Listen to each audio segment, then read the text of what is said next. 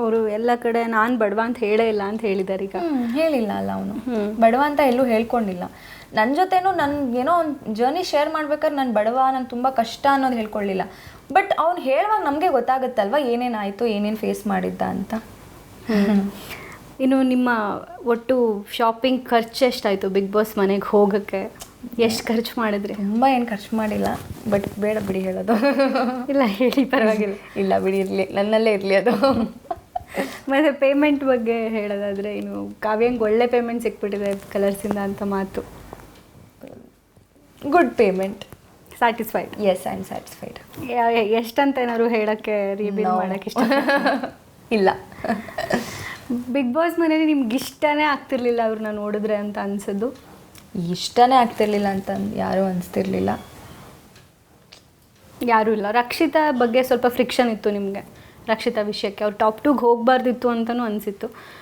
ಏನಾಗ್ತಿತ್ತು ಪದೇ ಪದೇ ರಕ್ಷಿತಾ ಜೊತೆ? ಯಾಕೆ ಹಾಗೆ ಫ್ರಿಕ್ಷನ್? ಆಟ ಅಂತಲೇ ನೋಡಬೇಕಾಗತ್ತೆ. ನಮ್ಮ ಆಟಕ್ಕೆ ಇವ್ರು ಏನು ಮಾಡ್ತಿದ್ದಾರೆ, ಎಫೆಕ್ಟ್ ಮಾಡ್ತಿದ್ದಾರೆ, ಅಥವಾ ಇವ್ರು ಹೇಗೆ ಆಟ ಆಡ್ತಿದ್ದಾರೆ ಅನ್ನೋದೇ ನನ್ನದೊಂದು ಒಪಿನಿಯನ್ ಇರುತ್ತೆ. ಓಕೆ, ಇವಳು ಹಿಂಗೆ ಆಡ್ತಿದ್ದಾರೆ, ಇದೆಲ್ಲ ಬೇಕಾಗಿರೋದು. ಆದರೆ ಅವಳ ಪ್ರಕಾರ ಬೇರೆದಿರುತ್ತೆ, ಅವಳ ಆಟನ ಬೇರೆ ಥರ. ಈಗ ಬಿಗ್ ಬಾಸ್ ಶೋನ ಪ್ರತಿಯೊಬ್ಬರು ಒಂದೊಂದು ಥರ ಅರ್ಥ ಮಾಡ್ಕೊಂಡಿದ್ದಾರೆ, ಪ್ರತಿಯೊಬ್ಬರು ಒಂದೊಂದು ಥರ ಯೂಸ್ ಮಾಡ್ಕೊಂಡಿದ್ದಾರೆ. ಸೊ ನಾನು ನನಗೆ ಹೇಗೆ ಬೇಕಾಗಿ ಯೂಸ್ ಮಾಡ್ಕೊಂಡಿದ್ದೀನಿ, ಅವಳಿಗೆ ಹೇಗೆ ಬೇಕು ಯೂಸ್ ಮಾಡ್ಕೊಂಡಿದ್ದಾಳೆ. ಆದರೆ ಒಳಗಡೆ ಇದ್ದಾಗ ನಾವು ಕೆಲವೊಂದೊಂದು ಏನೋ ರೀಸನ್ಸ್ ಕೊಡಬೇಕು ಅಂದಾಗ ಪ್ರತಿಯೊಬ್ರದ್ದು ನೆಗೆಟಿವ್ಸೇ ಹೇಳೋಕ್ಕಾಗೋದು, ಪಾಸಿಟಿವ್ಸ್ ಹೇಳ್ತಾ ಕೂತ್ಕೊಳ್ಳೋಕ್ಕಾಗಲ್ಲ. ಎಲ್ಲ ಕಂಟೆಸ್ಟೆಂಟ್ಸ್ದು ನೆಗೆಟಿವ್ಸ್ ಏನಿದೆ ಅದನ್ನೇ ಹೇಳಿದ್ರೇ ನಮಗೆ ಏನು ಪ್ರಾಬ್ಲಮ್ ಆಗ್ತಿದೆ ಅನ್ನೋದು ಗೊತ್ತಾಗೋದು. ಹಾಗಾಗಿ ಅವಳು ನೆಗೆಟಿವ್ಸ್ನ ಹೇಳ್ತಾ ಇದ್ದೆ. ಅಕಾರ್ಡಿಂಗ್ ಟು ಮೀ ನಾನು ಇದು ಅರ್ಥ ಮಾಡ್ಕೊಂಡಿರೋ ಥರ she don't deserve second place ಅಂತ ನಾನು. ಬಟ್ ಜನರಿಗೆ ಅದು ಬೇರೆ ಥರನೇ ಇರುತ್ತೆ. ಜನರಿಗೆ ಅದು ಇಷ್ಟ ಆಗಿದೆ. ನಾನು ನೋಡದೇ ಇರೋ ಜನ ನೋಡಿರ್ತಾರೆ. ರಕ್ಷಿತಾ ಏನು ಮಾಡಿದ್ದಾಳೆ ಅನ್ನೋ ನಾನು ನೋಡ್ದಿರೋದು ಜನ ನೋಡಿರ್ತಾರೆ. ಅದಕ್ಕೆ ಅವಳು ಸೆಕೆಂಡ್ ಪ್ಲೇಸಲ್ಲಿದ್ದಾಳೆ ಅಷ್ಟೇ. ಈ ರಕ್ಷಿತಾ, ಗಿಲ್ಲಿ ಮತ್ತು ಕಾವ್ಯದೊಂದು ಟ್ರಯಾಂಗಲ್ ಲವ್ ಸ್ಟೋರಿ ಆಗ್ತಾಯಿತ್ತು, ಅಥವಾ ಟ್ರಯಾಂಗಲ್ ಫ್ರೆಂಡ್ಶಿಪ್ ಆಗ್ತಿತ್ತು ಅಂತ ಜನದ ಒಪಿನಿಯನ್ನು. ರಕ್ಷಿತಾ ಯಾಕೆ ಅಷ್ಟು ಪೊಸೆಸಿವ್ ಗಿಲ್ಲಿ ಬಗ್ಗೆ? ಕಾವ್ಯ ಜೊತೆ ಹೋದರೆ ಆಗ್ತಿರ್ಲಿಲ್ಲ ಅವ್ರಿಗೆ ಅಂತ. ಅವಳು ಗಿಲ್ಲಿ ಬಗ್ಗೆ ಮಾತ್ರ ಪೊಸೆಸಿವ್ ಇರಲಿಲ್ಲ. ನಾನು ನೋಡ್ದಂಗೆ ಎಲ್ಲರ ವಿಷಯದಲ್ಲೂ ಪೊಸೆಸಿವ್ ಇದ್ಲು. ಅಂದರೆ ರಘುವಣ್ಣನ ವಿಷಯದಲ್ಲಾಗಿರ್ಬೋದು, ಮಾಳುವಣ್ಣನ ವಿಷಯದಲ್ಲಾಗಿರ್ಬೋದು. ಅವಳು ಯಾರ ಜೊತೆ ಕ್ಲೋಸ್ ಆಗ್ತಾಳೋ, ಯಾರ ಜೊತೆ ಬಾಂಡ್ ಶೇರ್ ಮಾಡ್ತಾಳೋ, ಅವ್ರು ಕಂಪ್ಲೀಟ್ ಅಟೆನ್ಷನ್ ಅವ್ರಿಗೆ ಬೇಕು ಅಂತ ಎಕ್ಸ್ಪೆಕ್ಟ್ ಹೋಗ್ತೀವಿ. So it's not only with Gilli, ಎಲ್ಲರ ಜೊತೆನೂ ಅವಳು ಹಾಗೆ ಇದ್ದಿತ್ತು. ಗಿಲ್ಲಿ ಅವ್ರ ಬಗ್ಗೆ ಅವ್ರಿಗೆ ಏನಾದ್ರು ಕ್ರಶ್ ಅಥವಾ ಬೇರೆ ಫೀಲಿಂಗ್ಸ್ ಇದ್ದಿದ್ದು ಹೌದಾ? ನಿಮ್ಗೆ ಅನಿಸ್ತಾ ಆ ಥರ ಹತ್ತಿರದಿಂದ? ಅವಳಿಗೆ ಕೇಳಬೇಕು. ನೀವು ಹತ್ತಿರದಿಂದ ನೋಡಿರ್ತೀರಾ, ನಿಮಗೇನು?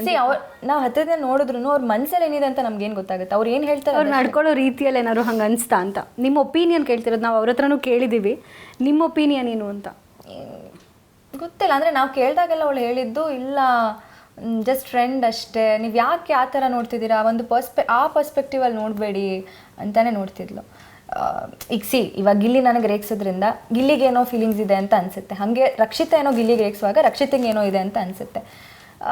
ಬಟ್ ಆ್ಯಕ್ಚುಲಿ ಏನು ಅನ್ನೋದು ಅವ್ರಿಗೆ ಕೇಳಿದಾಗಲೇ ನಮ್ಗೆ ಗೊತ್ತಾಗೋದು, ಅವ್ರ ಬಾಯಿಂದ ಬಂದಾಗಲೇ ನಮ್ಗೆ ಗೊತ್ತಾಗೋದು. ನಾವು ನೋಡೋರಿಗೆ ಹಿಂಗಿರ್ಬೋದು ಹಂಗಿರ್ಬೋದು ಅಂತ ಅನಿಸುತ್ತೆ, but what is the real fact ಅವ್ರ ಬಾಯಿಂದನೇ ನಮಗೆ ಗೊತ್ತಾಗೋದು. ಯಾವುದೋ ಒಂದು ಪೇಜಲ್ಲಿ ಓಡಾಡ್ತಾ ಇದೆ, ನೀವು ನಿಮ್ಮ ಮನೆಯವರು ಒಪ್ಕೊಂಡ್ರೆ ಗಿಲ್ಲಿನ ಮದುವೆ ಆಗಕ್ಕೆ ರೆಡಿ ಇದ್ದೀನಿ ಅಂತ ಹೇಳಿದಿರಂತ. ಇಲ್ಲ, ನಾನು ಎಲ್ಲ ಅದನ್ನು ಹೇಳೇ ಇಲ್ಲ. ಅದು ಗೊತ್ತಲ್ಲ, ಏನದು ತಮ್ನೇಲ್ಸ್ ಆ ಥರ ಹಾಕ್ಕೊಂಡಿದ್ದಾರೆ, ಆ ಥರದ ಮಾತೇ ಬಂದಿಲ್ಲ ಆ್ಯಕ್ಚುಲಿ. ಈಗ ನಾನು ಕೇಳ್ತಾ ಇದ್ದೀನಿ, ರೆಡಿ ಇದ್ದೀರಾ ಮನೆಯವ್ರು ಒಪ್ಕೊಂಡ್ರೆ ಮದುವೆ ಆಗೋಕ್ಕೆ? ಮನೆಯವ್ರು ಇನ್ವಾಲ್ವೇ ಆಗಲ್ಲ ನನ್ನ ಮದುವೆ ವಿಷಯದಲ್ಲಿ. ನನಗೇನು ಸರಿ ಅನಿಸುತ್ತೋ ಅವ್ರು ನನಗೆ ಬಿಟ್ಬಿಟ್ಟಿದ್ದಾರೆ.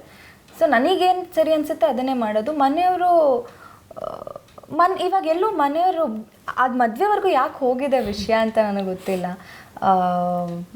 We are just friends. ಮನೆಯವರು ಏನು ಒಪ್ಕೊಂಡ್ರು, ಒಪ್ಕೋಬೇಕು ಆ ಥರದ್ವರೆಗೂ ವಿಷಯನೇ ಹೋಗಿಲ್ಲ.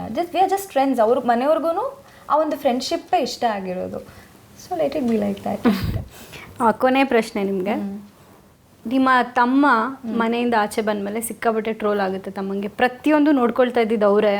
ನಿಮ್ಮ ವಿಷಯದಲ್ಲಿ ಅವರೊಂದು ವಿಡಿಯೋ ಮಾಡಿ ಹಾಕಿರ್ತಾರೆ, ಟಾಪ್ 2ನಲ್ಲಿ ಅಂದರೆ ಗಿಲ್ಲಿ ವಿನ್ನರ್ ಪಕ್ಕದ ಕೈಯಲ್ಲಿ ಕಾವ್ಯನ ಇರಬೇಕು, ನಮ್ಮ ಅಕ್ಕನೇ ಇರ್ತಾರೆ ಅಂತ ಹಾಕಿರ್ತಾರೆ. ಸೊ ಅದಕ್ಕೆ ಸಿಕ್ಕಾಪಟ್ಟೆ ಟ್ರೋಲ್ ಆಗುತ್ತೆ. ಅದ್ರ ಬಗ್ಗೆ ಏನಾದ್ರು ಹೇಳೋಕ್ಕಿದ್ರೆ? ಇವಾಗ ಯಾರಿಗೆ ಆದರೂ ಅವ್ರ ಮನೆಯವರೇ ಗೆಲ್ಲಬೇಕು ಅಂತಿರುತ್ತೆ. ಸೊ ನನ್ನ ತಮ್ಮಂಗೂ ನಾನೇ ಗೆಲ್ಲಬೇಕು ಅಂತಲೇ ಇರುತ್ತೆ. ಆ ವಿಡಿಯೋ ನಂಗೆ ಗೊತ್ತಾಯಿತು, ಆ ವಿಡಿಯೋ ಮಾಡಿ ಹಾಕಿರೋದು. ಇವಾಗ ಅವನ ಏಜಿಗೆ ಪ್ರಾಬಬ್ಲಿ ಅದು ಸರಿ ಅನಿಸಿ ಅವ್ನು ಮಾಡಿರೋದುಂಟು, ಅದು ಟ್ರೋಲ್ ಆಗಿದೆ. But it's okay. ಇವಾಗ ಅವ್ನಿಗೆ ಏನು ಅನಿಸಿದೆಯೋ ಅದನ್ನು ಹೇಳಿ ಮಾಡಿ ಹಾಕಿದ್ದಾನೆ. ಅವನ ಏಜಿಗೆ, ಅವನ ಮೆಚ್ಯೂರಿಟಿಗೆ ಅವ್ನಿಗೆ ಏನು ಸರಿ ಅನಿಸುತ್ತೋ ಅದನ್ನು ಮಾಡಿ ಹಾಕಿದ್ದಾನೆ. ಏನೇ ಆದರೂ ಅದು ಮಾಡಿ ಹಾಕಿದ್ಮೇಲೆ ಪಾಸಿಟಿವ್ಸ್ ನೆಗೆಟಿವ್ಸ್ ಬಂದೇ ಬರುತ್ತೆ, ಅದು ನಾವು ತೊಗೊಳ್ಳೇಬೇಕು. That's okay. ಬಟ್ ಅವ್ನು ಕಂಪ್ಲೀಟ್ ನನಗೆ ಥ್ರೂ ಔಟ್ ದ ಜರ್ನಿ ತುಂಬ ಸಪೋರ್ಟ್ ಮಾಡಿದ್ದಾನೆ. ಊಟ ನಿದ್ದೆ ಎಲ್ಲ ಬಿಟ್ಟಿದ್ದಾನೆ. ಮನೆಯವ್ರು ಅದೇ ಹೇಳ್ತಾಯಿದ್ರು, ಅವ್ನು ಏನೂ ಎಲ್ಲ ಕಂಪ್ಲೀಟ್ ಇದಕ್ಕೆ ಅಂತಲೇ ಡೆಡಿಕೇಟ್ ಮಾಡಿಬಿಟ್ಟಿದ್ದ. ಅವ್ನು ಕಂಪ್ಲೀಟ್ 4 months ಏನಿತ್ತು ಕಂಪ್ಲೀಟ್ ಇದಕ್ಕೆ. ನಿಮಗೆ PR ಏನೂ ಇರಲಿಲ್ಲ ಅಂತ ಕೇಳ್ಪಟ್ಟೆ. ಅದೇ ನಾನು PR ಬೇಡ ಅಂತಲೇ ಹೇಳಿ ಹೋಗಿರ್ತೀನಿ. PR ಎಲ್ಲ ಏನೂ ಬೇಡ, ಹೆಂಗೆ ಹೋಗುತ್ತೋ ಹಾಗೆ ಹೋಗಲಿ, ಚೆನ್ನಾಗಾದರೆ ಆಗಲಿ, ಇಲ್ಲಾಂದರೆ ಪರವಾಗಿಲ್ಲ, ಅದು ಈ ಥರ PR ಎಲ್ಲ ಏನೂ ಬೇಡ, ನಾವೇ ಸೆಲ್ಫ್ ಪ್ರಮೋಟ್ ಮಾಡ್ಕೊಳ್ಳೋದು ಬೇಡ ಅಂತಲೇ ಹೇಳೋಗಿರ್ತೀನಿ. ಅದೇ ಇನ್ ಕೇಸ್ ನಿನಗೆ ಸೋಷಿಯಲ್ ಮೀಡಿಯಾನು ಹ್ಯಾಂಡಲ್ ಮಾಡೋಕ್ಕಾಗಲಿಲ್ಲ, ನಿನಗಾಗಲಿಲ್ಲ ಅಂದರೆ, ಗೊತ್ತಾಗಲಿಲ್ಲ ಅಂದರೆ ಯಾರಿಗಾದ್ರೂ ಕೊಡು ಅಂತ ಹೇಳೋಗಿರ್ತೀನಿ. ಅದನ್ನೇ ನಾನು ಫ್ಯಾಮಿಲಿ ರೌಂಡಲ್ಲೂ ಕೇಳೋದು, ಯಾರಿಗಾದ್ರೂ ಕೊಟ್ಟಿಯಾ, ನೀನೇ ಮಾಡ್ತೀನಿ. I was just curious to know ಅದನ್ನು ಅಷ್ಟೇ. ಸ್ಮಾಲ್ ಸೆಗ್ಮೆಂಟು, ರ್ಯಾಪಿಡ್ ಫೈರ್ ಥರ. ಒಂದು 5 ಜನದ ಹೆಸರೇ ಹೇಳ್ತೀನಿ, ಅವ್ರ ಬಗ್ಗೆ ಏನನ್ಸುತ್ತೆ ಅಂತ ಹೇಳ್ತಾ ಹೋಗಿ. ರಕ್ಷಿತಾ, ಪಟಾಕಿ, ಗಿಲ್ಲಿ ಕಲಾಕಾರ್, ಪಳಾರ್, ವೆರಿ ಟ್ಯಾಲೆಂಟೆಡ್ ಆ್ಯಂಡ್ ಒಳ್ಳೆ ಮನುಷ್ಯ. ಅಶ್ವಿನಿ, ಛಲಗಾತಿ. ಧ್ರುವಂತ್, ಜೈ ಮಹಾಕಾಳ್.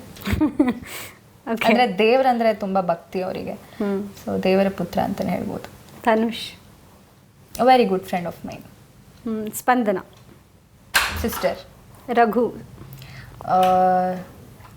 ಅಂದರೆ he is a bundle of talent. ಎಲ್ಲ ವಿಷಯನೂ ತುಂಬ ಡೆಪ್ತ್ ಹೋಗಿ ತಿಳ್ಕೊತಾರೆ. ಇವಾಗ ಕುಕ್ಕಿಂಗ್ ಆಗಿರ್ಬೋದು, ಕಂಪ್ಲೀಟ್ ಆ ಟಾಪಿಕ್ ಡೆಪ್ತ್ ಇಳಿದು ಏನೇನಿದೆ ಎಲ್ಲ ತಿಳ್ಕೊತಾರೆ.